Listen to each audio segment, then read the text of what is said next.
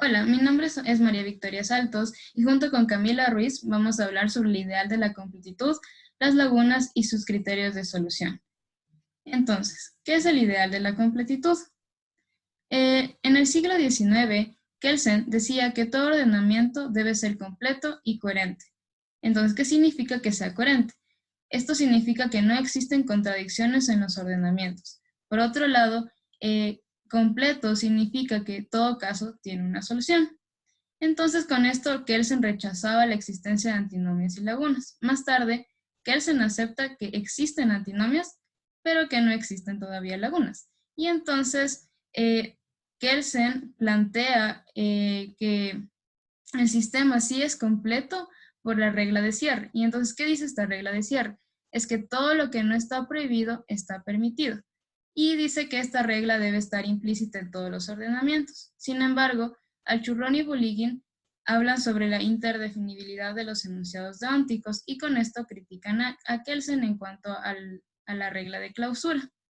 Y entonces dicen que los enunciados deónticos que son prohibido, permitido, obligatorio, facultativo, son enunciados que pueden definirse entre sí. Y entonces, o sea, por ejemplo, se puede decir que permitido es lo mismo que no prohibido. Y entonces se podría parafrasear la regla de clausura diciendo que todo lo que no está prohibido, no está prohibido. Y esto nos da lugar a una tautología.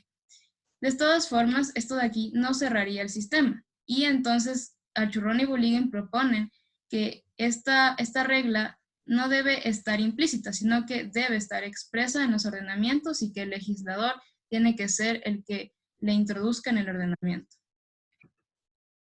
Ahora, en cuanto a esta regla de cierre, también se puede decir que aunque existen lagunas para los casos supuestamente solucionados por esta regla.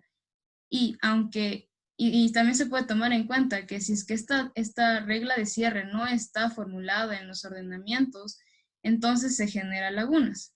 De todas formas, aunque exista esta regla de cierre, y aunque se pueda llegar a cerrar el sistema, de todas formas se puede entender que aunque el sistema sea cerrado, el ordenamiento no es completo y entonces existen lagunas. Esto de aquí lo que hace es que Kelsen termine aceptando que existen lagunas y por lo tanto se puede entender que el ideal, o sea, que la completitud es un ideal, que realmente simplemente pasaría en un mundo ideal en el que sí, mediante esta regla de clausura, se cierra el sistema y el sistema sea completo.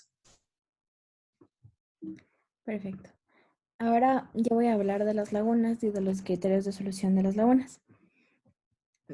Primero hay que hacer algunas precisiones y es que obviamente las lagunas son la manifestación de que el sistema no es completo, que no se cumple el ideal de la completitud y por eso decimos que las lagunas son vacíos normativos. Y pueden ser casos en los que no se regula un supuesto de hecho en absoluto o casos en los que no se regula un supuesto de hecho en la forma en que debería regularse. Ahora, para entender las lagunas tenemos primero que entender qué son los supuestos de hecho, y los supuestos de hecho siempre se dan en el contexto de una norma.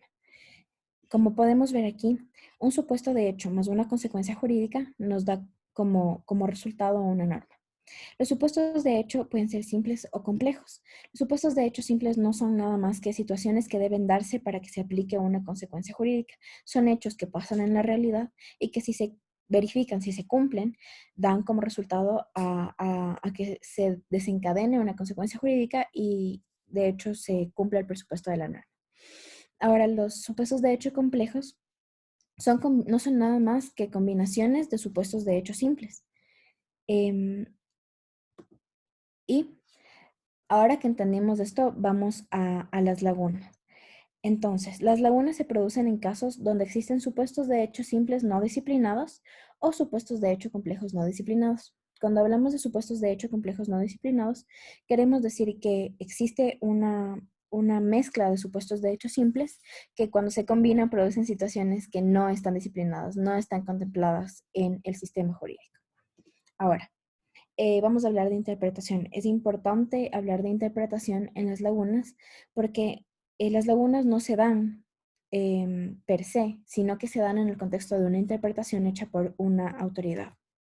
Aquí tenemos un ejemplo. Aquí tenemos una norma N1 que puede dar como resultado una laguna o que no exista una laguna dependiendo de la interpretación que se haga.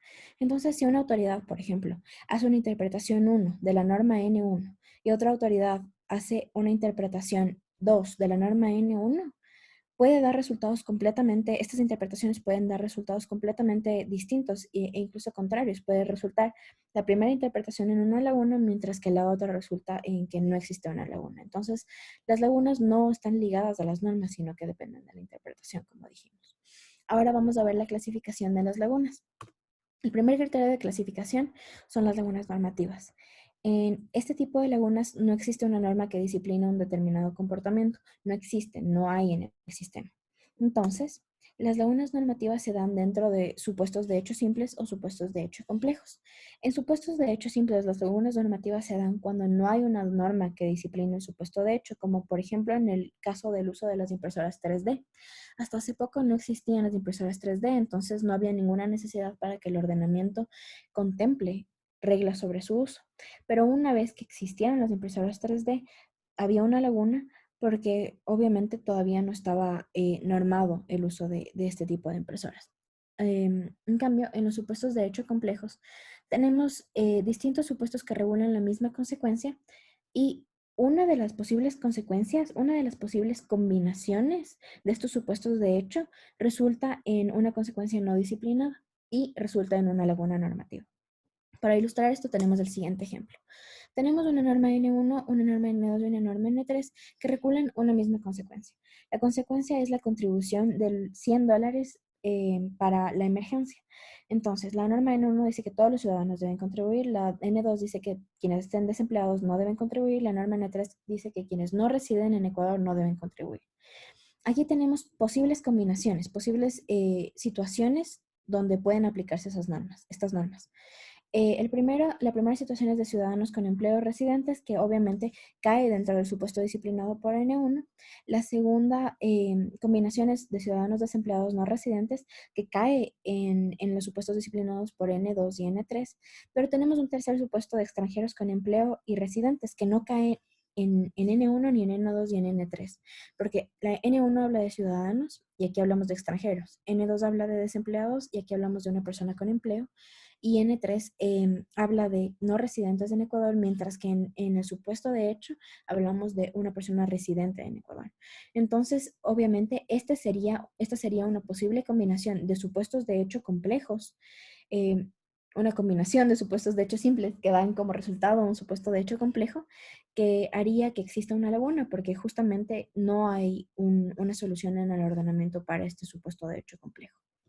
Ahora, obviamente, como vimos, el criterio de solución para las lagunas normativas es la creación de una norma que regule el caso. Generalmente, esta creación de una norma se da por el legislador, que es el ente que crea normas esencialmente, pero también se puede dar por los intérpretes.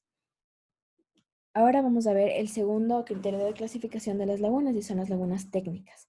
Este tipo de lagunas se producen cuando falta una norma que haga operativa a otra norma. Decimos que en las lagunas técnicas no se requiere un intérprete, sino que se requiere la creación de una norma que haga operativa a otra norma.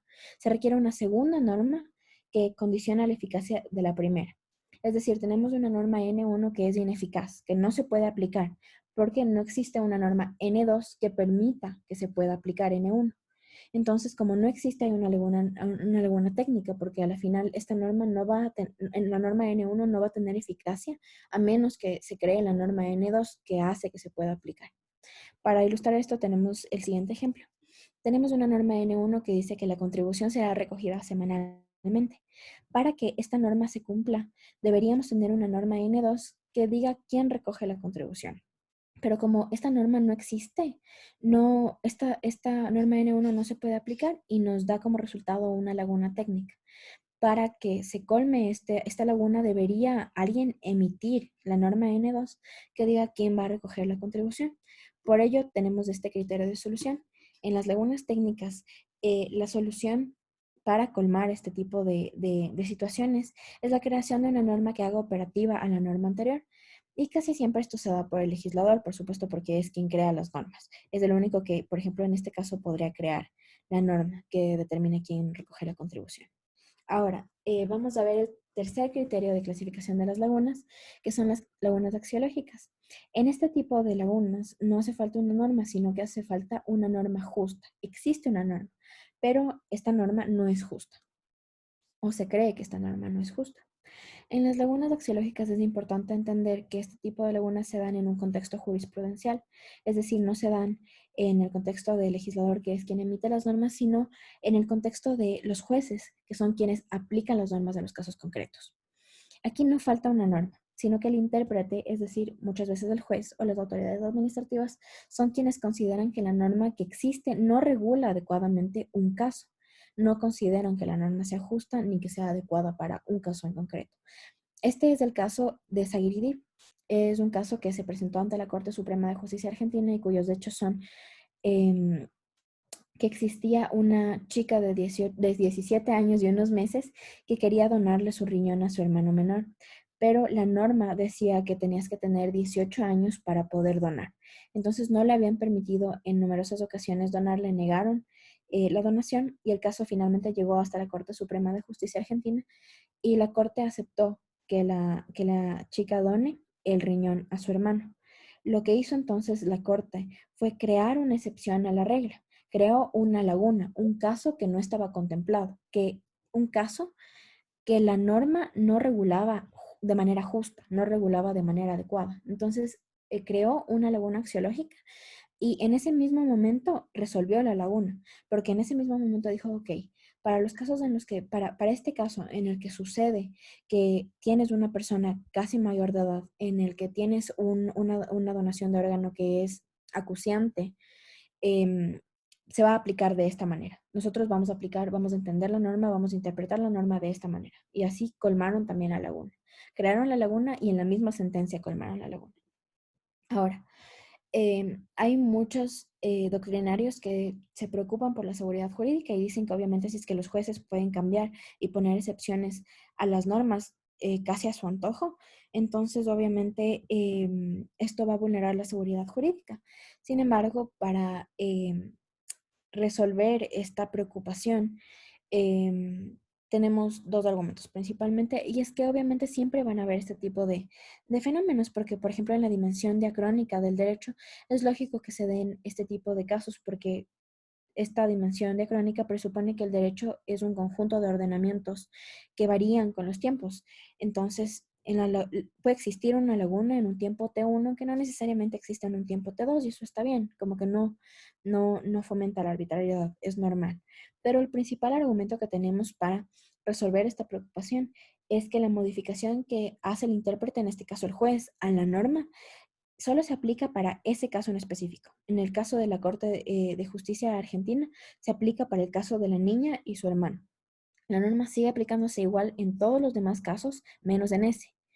Y los casos en los que la Corte o las Cortes o los jueces o las autoridades hacen excepciones se llaman casos de derrotabilidad normativa. Ahora, obviamente como ya vimos, el criterio de solución para las lagunas axiológicas es la derrotabilidad normativa y lógicamente se va por los intérpretes que son autoridades interpretativas como los jueces o autoridades administrativas que nos dicen cómo se aplican las normas en los casos concretos. Y eso es todo sobre las lagunas. Esperamos que hayan entendido. Muchas gracias.